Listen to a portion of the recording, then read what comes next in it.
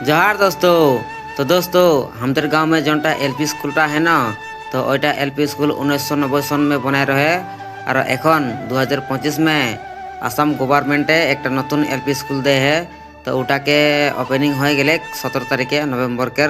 तो ओपनिंग करे हमनी के विधायक आए रहे प्रमोद बरठाकुर देव, वो आई के ओपनिंग करलो और एखन काम गिला चालू हो है या मिस्त्री गिला करे है।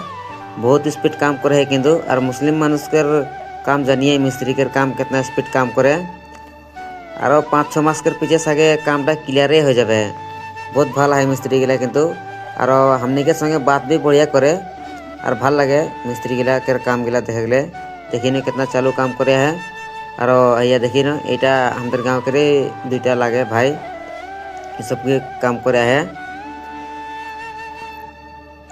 या श्रीजुत प्रमोद बरठाकुर देवे 17 तारीखे आई के नवम्बर के 17 तारीखे आई के यहाँ फिता काट रहे और भिडियो देख के यदि भल लगे तो लाइक कमेंट शेयर और फॉलो ना करे तो फॉलो कर देवे।